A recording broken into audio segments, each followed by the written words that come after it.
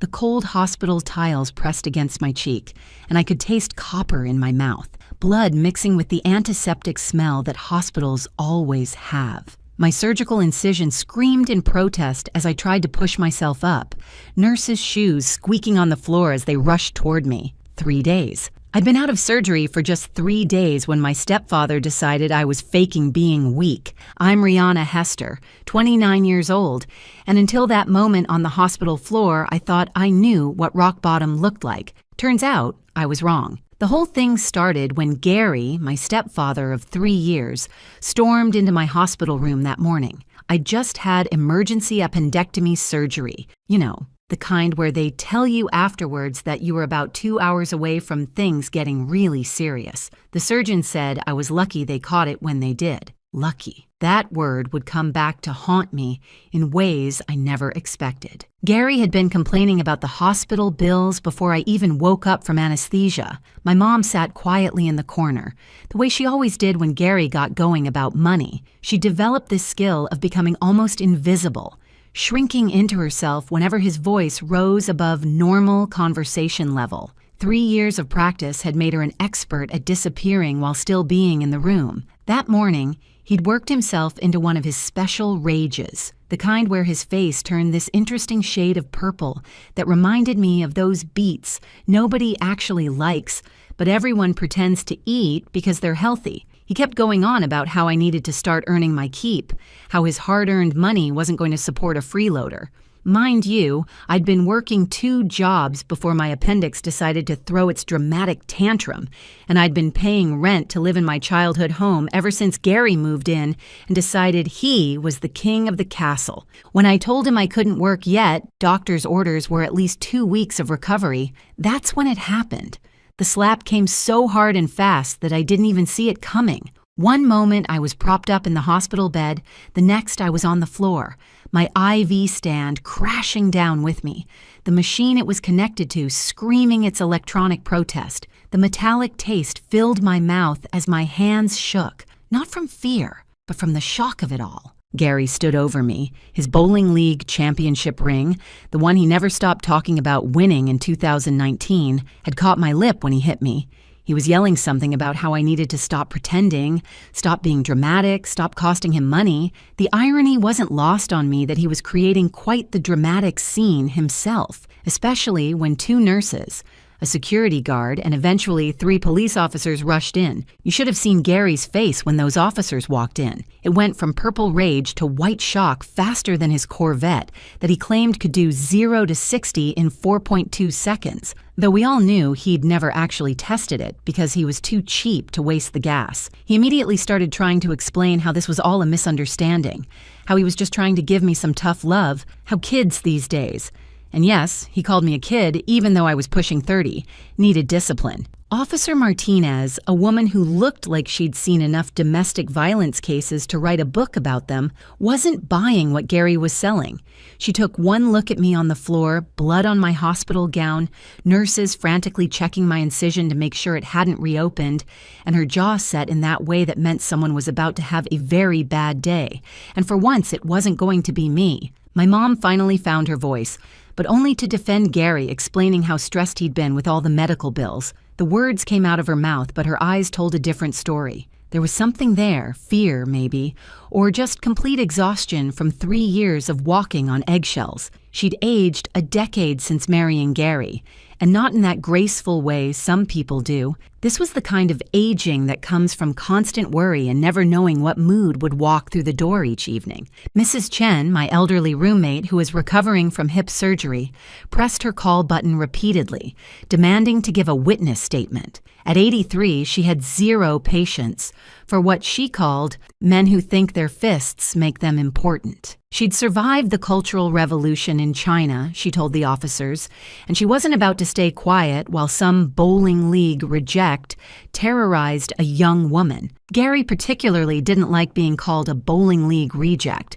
That league was basically his entire social life and identity outside of making our lives miserable. The police made Gary leave the hospital, but they couldn't make him leave our lives. Not yet, anyway. He was back home before I was even discharged, acting like nothing had happened. Mom picked me up alone, making excuses about how Gary had to work, but we both knew he was probably at home, polishing that stupid Corvette and telling himself he was the victim in all this. Let me back up and explain how we got here, because nobody starts out living with someone who thinks it's acceptable to slap you around in a hospital. Gary had entered our lives like most predators do, dressed up as salvation. Before I continue, please hit that like button and let me know in the comments where you're watching from and what time it is there. Thank you. 3 years ago, Mom was drowning in debt from my late father's medical bills. Dad had fought cancer for 2 years before it won, and even with insurance, the bills were astronomical. I was working retail and freelance graphic design, contributing what I could, but it felt like trying to bail out the Titanic with a coffee cup. Then Gary appeared at Mom's book club of all places. He was someone's plus one, claimed to be a successful businessman who'd just moved to town for the small-town charm. He drove that Corvette, wore expensive-looking clothes that I later learned were all knockoffs from outlet malls, and seemed to have solutions to all our problems. The courtship was whirlwind, 6 months from meeting to marriage. He promised to take care of everything, to be the man of the house we needed. Red flags? Oh, there were more red flags than a Chinese parade, but when you're desperate, you become colorblind to red. He moved in immediately after the wedding, and that's when the real Gary started showing up. First, it was little things. He needed to be added to Mom's bank accounts to help manage the finances. Then he convinced her to put him on the house deed.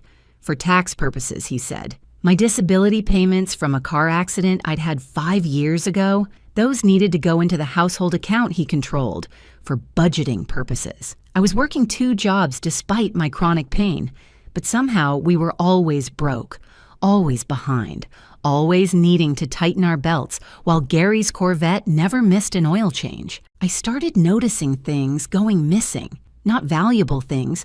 Gary was smarter than that. But paperwork would disappear.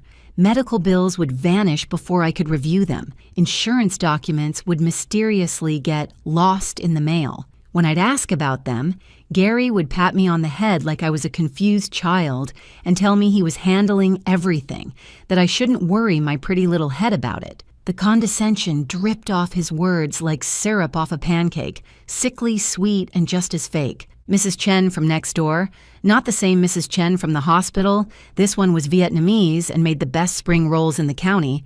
She tried to warn us. She'd seen Gary screaming at Mom in the backyard, seen him punch the wall so hard he left a hole that he made me patch up and paint over. But she was scared too. Gary had a way of letting people know he knew things about them. Where they worked, where their kids went to school, what time they walked their dogs. Nothing explicitly threatening, just enough to make everyone uncomfortable. The pattern became clearer after my surgery. While I was lying in that hospital bed, I had time to think, to piece things together. Gary's rage about money wasn't random. It was calculated. Every time I got close to figuring out our finances, there'd be a crisis. Every time Mom started asking questions, she'd suddenly get sick with mysterious stomach problems that kept her bedridden and dependent. Every time I saved enough money to potentially move out, there'd be an emergency that drained my savings. The nurse who discharged me, Rebecca, slipped something into my discharge paperwork when Gary wasn't looking. It was a small card for a domestic violence hotline, hidden between instructions for wound care and prescription information. She didn't say anything, just squeezed my hand and gave me a look that said she'd seen this before too many times. The card had a website, and late at night when Gary was at his bowling league and Mom was asleep, I started reading. The patterns described there were like reading my own diary if I'd been honest enough to keep one. 2 weeks into my recovery, Gary made what would turn out to be his biggest mistake. He went to a bowling tournament in Atlantic City, a 3-day event that he'd been talking about for months. He'd even taken money from Mom's emergency fund to cover his entry fees and hotel, claiming he'd win it all back and more. Mom was having one of her bad days, curled up in bed with another mysterious illness, so I had the run of the house. I'd always wondered why Gary's home office was locked. He claimed it was for his important business documents, but for someone who was supposedly such a successful businessman, he sure spent a lot of time at home watching TV and yelling at cable news. Maybe it was the pain medication making me bolder, or maybe I'd just finally had enough, but I decided to pick that lock. YouTube University taught me everything I needed to know, and it turns out Those fancy locks Gary installed were actually pretty cheap, just like everything else about him that seemed impressive at first glance. What I found in that office changed everything, and I mean everything. First, there were the marriage certificates, plural. Gary had been married 4 times before Mom, not the twice he'd mentioned. Each marriage had lasted between 2 and 4 years. Each had ended with restraining orders. I found the actual documents: Barbara from Ohio, Darlene from Pennsylvania, Susan from New Jersey, and Margaret from Delaware. There was a pattern to the locations too, always moving at least 1 state away after each divorce, probably to avoid anyone comparing notes. But that wasn't even the worst part. I found paperwork showing Gary had been collecting disability benefits in my name, using my Social Security number. He'd been filing claims I knew nothing about, pocketing the additional money while telling me my benefits had been reduced. There were credit cards in my name I'd never applied for, loans I'd never taken out, my credit score, which I'd been carefully rebuilding after some stupid decisions in my early 20s, was destroyed. And then I found the life insurance policies, 3 of them on Mom, all taken out in the last year, all with Gary as the sole beneficiary. The total payout if something happened to Mom? $2 million. For a woman who'd been healthy as a horse before Gary came along, she'd sure been sick a lot lately. Those vitamins Gary insisted she take every day, the special ones he ordered online because the store-bought ones weren't good enough, I photographed every bottle, every label. If you're still with me at this point in my story, I want you to know how much your support means. Please take a second to subscribe to the channel and hit that like button. The real jackpot was finding Gary's laptop, logged in and wide open. His email was a treasure trove of evidence. Conversations with other women on dating sites where he was still active, still trolling for new victims. His profile claimed he was a widower. Mom wasn't dead yet, but apparently Gary was planning ahead. He described himself as a successful entrepreneur with no kids, looking for a traditional woman who knows how to appreciate a real man.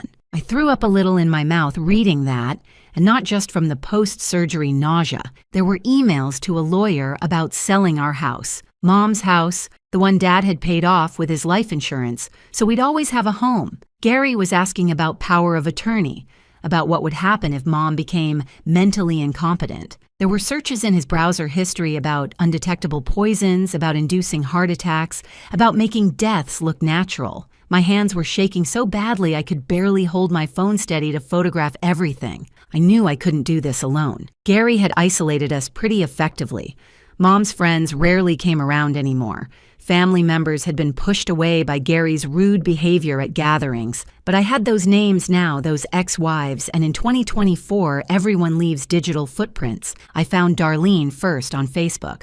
Her profile was locked down tight, but her profile picture showed her smiling, holding a sign that said, "Survived and Thriving." I sent her a message with just Gary's name and a photo of him. Within an hour, she'd responded with 3 words that told me everything. He got another. Our first phone call lasted 3 hours. Darlene's story was eerily familiar. The whirlwind romance, the financial control, the mysterious illnesses, the isolation. She'd gotten out when she caught him putting something in her coffee. She couldn't prove it was poison, but she knew. The divorce had been brutal. Gary had tried to claim she was crazy, but she'd had enough documentation to get a restraining order and keep her house, barely. Darlene had stayed in touch with Barbara and Margaret. Susan had passed away, officially a heart attack, but Darlene had her doubts. Within a week, we had a group chat going, sharing evidence, comparing timelines. The patterns were undeniable.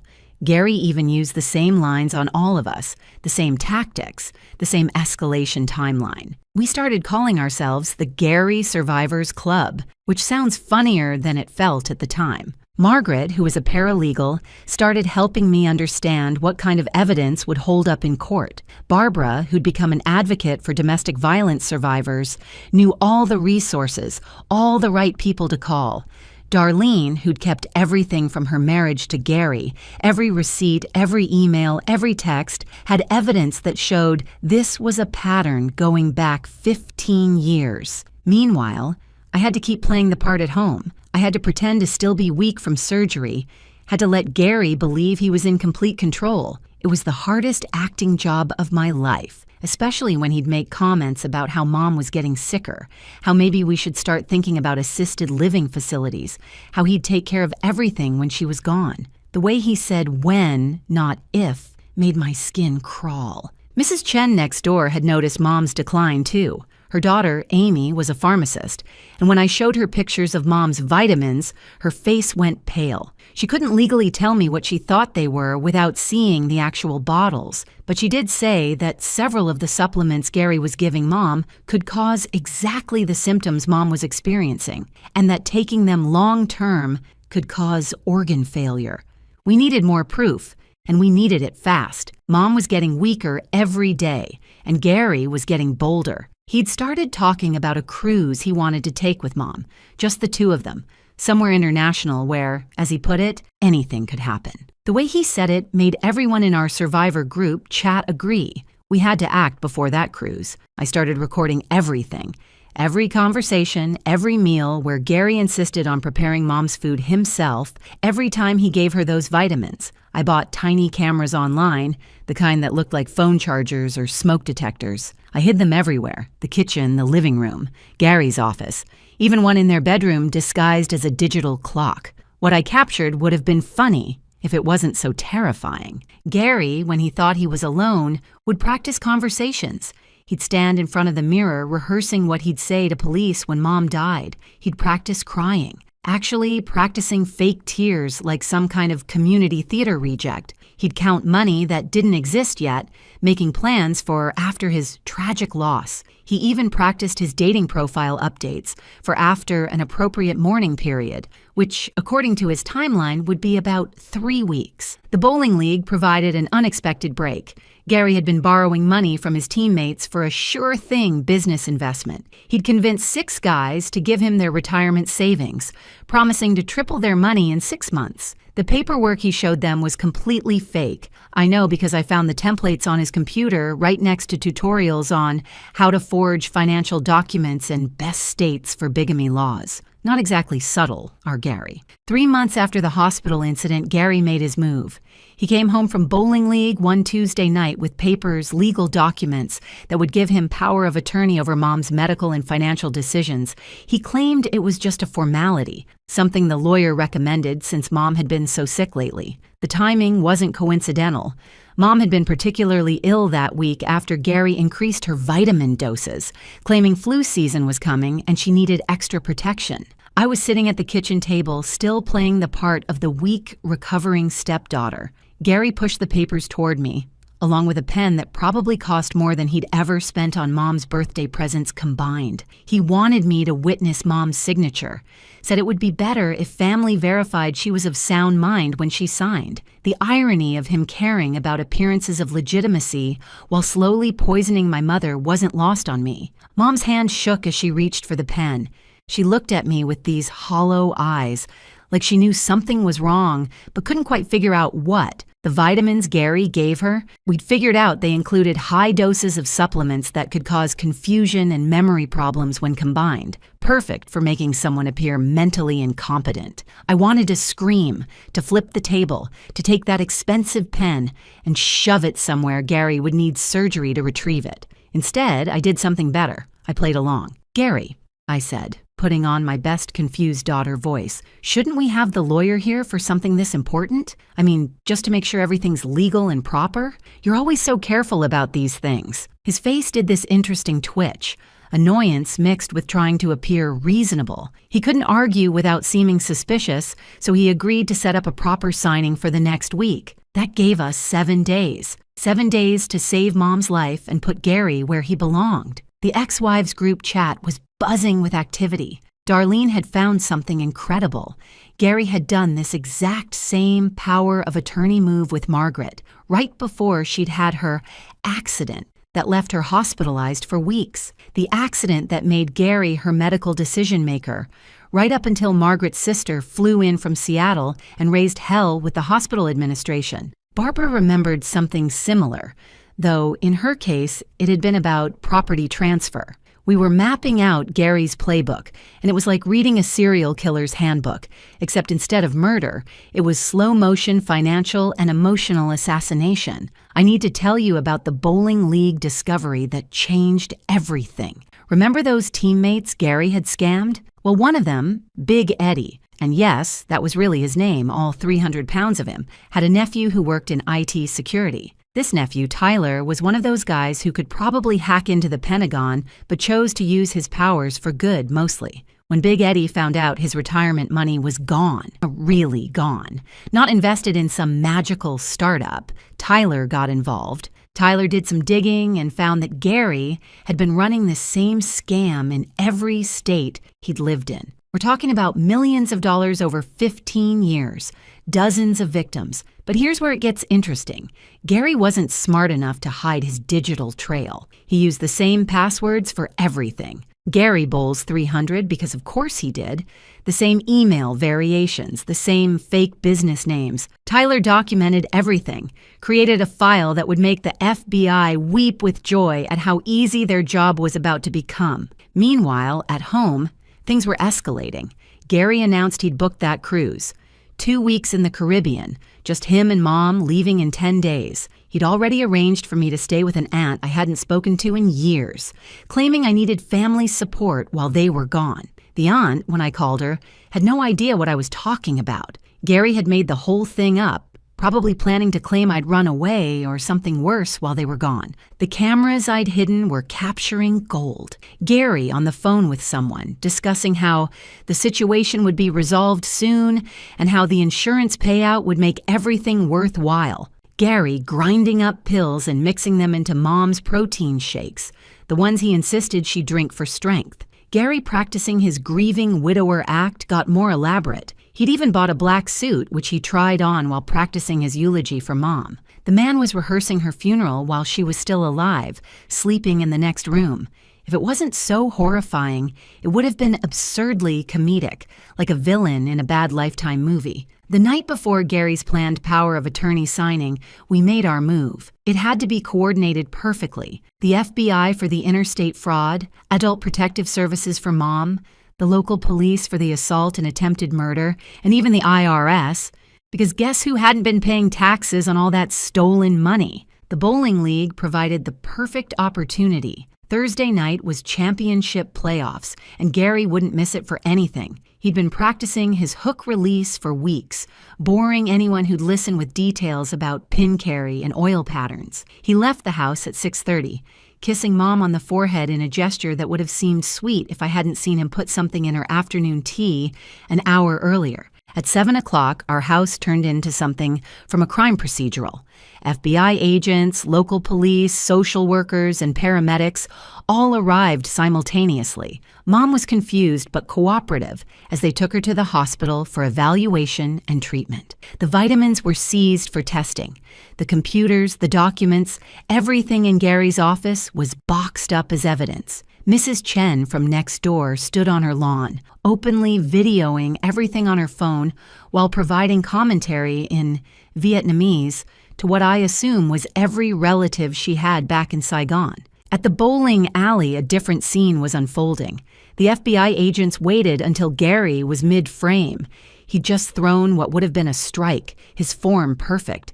That stupid championship ring glinting under the cosmic bowling lights. They let him finish the frame. Law enforcement can be petty too, and I appreciated it, before approaching. The entire league got to watch as Gary was read his rights, handcuffed, and walked out past the shoes rental counter.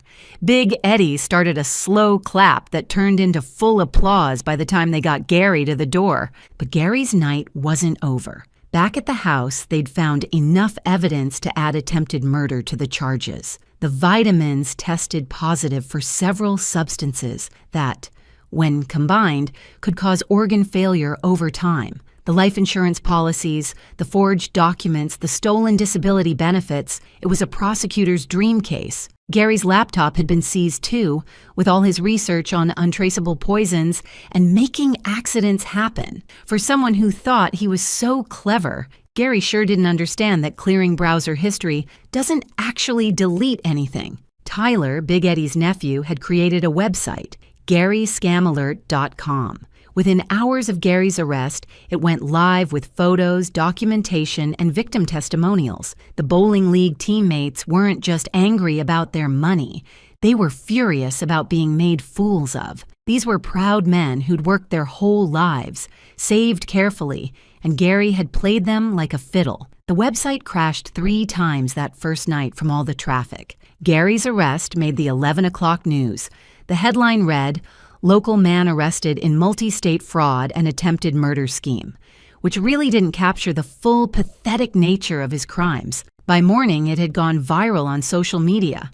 Someone at the bowling alley had filmed the arrest, and the video of Gary trying to explain to the FBI agents that this was all a misunderstanding while wearing those ridiculous bowling shoes became an instant meme. His workplace, oh yes, Gary actually did have a job, selling used cars at a dealership that advertised heavily during daytime TV, fired him via text message while he was still in custody. His boss later told reporters that Gary had been their worst salesperson anyway, spending most of his time trying to run side schemes with customers' trade-ins. The dealership actually saw an increase in sales after firing Gary, with customers specifically saying they'd stayed away because of him. The dating sites were brutal. The Gary Survivors Club had made sure his profiles were updated with his mugshot and a helpful note about his arrest. Women who'd been talking to him started sharing their conversations online. One woman posted that he'd asked her for a loan on their second date to help with his sick mother's medical bills. His sick mother had been dead for 15 years. But the best part, the absolute chef's kiss of karma, was when Gary's Corvette got repossessed. Turns out he'd been months behind on payments, juggling credit cards to make minimum payments while telling everyone he owned it outright. The repo man showed up during the news interview. Gary's court-appointed lawyer was trying to give on our front lawn. The look on the lawyer's face as the Corvette was loaded onto the flatbed in the background while he tried to claim his client was innocent was priceless. The news anchor actually laughed on air. Mom's recovery was remarkable once she was off Gary's vitamins. Within a week, her color returned, her confusion lifted, and she was able to give a full statement to police. The doctors said another month on those supplements could have caused irreversible damage. She cried when she realized what Gary had been doing, but they weren't just tears of sadness. There was relief there, too. Relief that she wasn't going crazy, that her illness had been real but manufactured. The other victims started coming forward. Women from Delaware, New Jersey, Ohio, Pennsylvania, they all had stories. The FBI created a dedicated tip line that received over 200 calls in the first week. Gary's pattern was so consistent it was almost boring. Find vulnerable women, marry them, or move in, take control of finances, slowly poison them while setting up life insurance, then cash out. The only reason more women weren't dead was that Gary usually got impatient and sloppy, leading to divorces instead of funerals. The bowling league formally banned Gary for life, which might seem minor compared to the federal charges, but for Gary, it was devastating. His lawyer actually had to prevent him from calling the league president from jail to plead his case. The league went further. They created the Gary Rule, requiring financial background checks for anyone borrowing money from the league's loan fund. Big Eddie got to announce it at the next tournament, to standing ovation. Local Facebook groups had a field day. Gary's mugshot became the profile picture for a group called Surviving Springfield's Worst, where people shared stories of his various scams over the years. The woman who ran the diner posted that he'd never tipped, always complained to get free food, and once tried to pay with a check from a closed account. The librarian shared that he'd stolen DVDs and tried to sell them at the pawn shop. Even his barber chimed in, saying Gary always tried to negotiate the price of a $15 haircut. The trial was almost anticlimactic after everything else. Gary's lawyer tried to argue for mental incompetence, which was ironic considering how he'd tried to have Mom declared incompetent. The prosecutor, a wonderful woman named Patricia, who wore pearls and had a voice like honey over broken glass, systematically destroyed every defense. She had receipts, literally and figuratively. The evidence was so overwhelming that the jury deliberated for less than 2 hours, and that included lunch. 15 years. That's what Gary got. 15 years for fraud, attempted murder, assault, identity theft, and a handful of other charges that the judge rattled off like a grocery list. Gary tried to make a statement about being misunderstood, about how he'd only wanted to take care of his family, but the judge cut him off mid-sentence. "Mr. Peterson," she said, "the only thing you've taken care of is yourself, and you didn't even do that well." Mom got the house back free and clear, plus damages from the civil suit. The other victims got settlements too, though for some, the money couldn't undo the damage to their health and trust. We used part of the settlement to completely redo the house, starting with Gary's office, which we turned into a craft room where Mom now makes quilts for the women's shelter. Every quilt is a small act of reclaiming her space and her life. I started working with a domestic violence advocacy group, sharing my story and helping other families recognize the signs of financial and medical abuse. It's amazing how many people think domestic violence is just about physical hitting. Gary hit me once, yes, but the real violence was the slow, deliberate destruction of our lives, the calculated cruelty of his schemes. The slap in the hospital was just the visible part of an iceberg of abuse. The Gary Survivors Club still meets, now expanded to include 12 women who'd been targeted by him over the years. We have brunch once a month at this little place that serves bottomless mimosas and doesn't judge when Darlene gets a little loud after her third glass. We laugh now, really laugh, about things that seemed so scary at the time, like how Gary claimed to be allergic to gluten but would sneak bread when he thought no one was looking, or how he said he was a wine connoisseur but only bought the stuff from gas stations. Mrs. Chen from next door has basically adopted us. She brings over spring rolls every Sunday and sits with Mom, teaching her to play mahjong while gossiping about the neighborhood. Her daughter Amy helped us understand exactly what Gary had been doing with those supplements and testified at the trial. The other Mrs. Chen, my hospital roommate, sent a card saying she was proud of me for standing up to that bowling ball-headed fool. 6 months after the trial, I was walking into my new job at the Victim Advocacy Center when I ran into Rebecca, the nurse who'd slipped me that domestic violence card at the hospital. She remembered me immediately, said she'd followed the case in the news. "I knew you were a fighter," she said. "Sometimes you can just tell." We hugged right there in the parking lot, two strangers who weren't really strangers, connected by a moment of kindness when I needed it most.